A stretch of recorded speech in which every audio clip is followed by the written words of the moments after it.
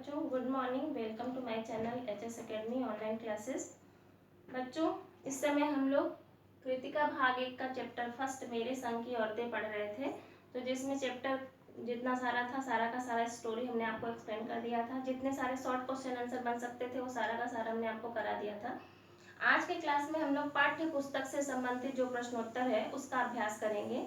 तो आपकी जो बुक है उसका पहला क्वेश्चन है कि लेखिका ने अपनी नानी को कभी देखा नहीं था। किसको नहीं देखा था? अपनी नानी को कभी देखा नहीं था, फिर भी वे उनके व्यक्तित्व से क्यों प्रभावित थी। पहला क्वेश्चन है आपका, लेखिका ने अपनी नानी को कभी भी देखा नहीं था, फिर भी उनके व्यक्तित्व से क्यों प्रभावित थी।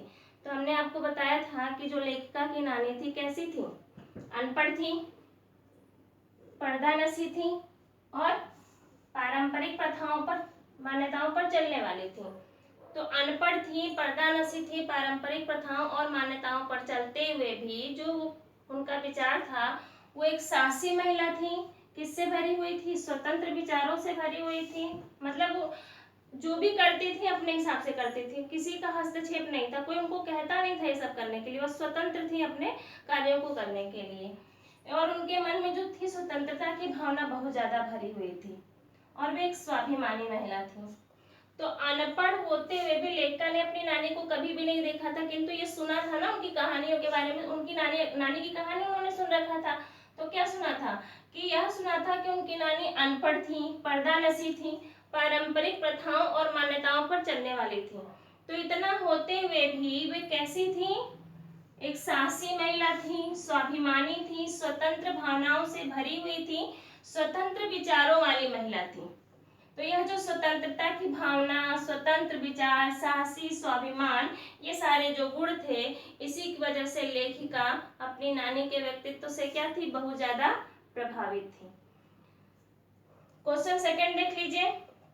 लेखिका की नानी ने आजादी के आंदोलन में किस प्रकार की भागीदारी की? उनकी जो भागीदारी थी आजादी के आंदोलन में कैसी थी? क्या वो खुद स्वतंत्रता के आंदोलन में मतलब कोई ऐसा कार्य किया था देश के लिए? नहीं, उन्होंने स्वयं जाकर के कोई भी ऐसा कार्य नहीं किया था।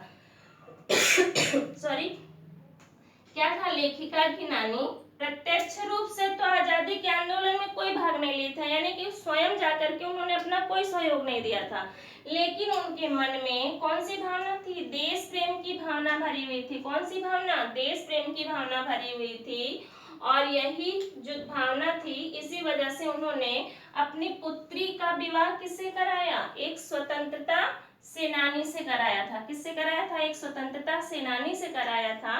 और इस तरह से उन्होंने अपनी पुत्री का विवाह एक स्वतंत्रता सेनानी से कराकर अप्रत्यक्ष रूप से क्या किया था? आजादी के आंदोलन में अपनी भागीदारी दी थी। फिर से देख लीजिए। लेखिका की नानी ने आजादी के आंदोलन में किस तरह अपनी भागीदारी दी?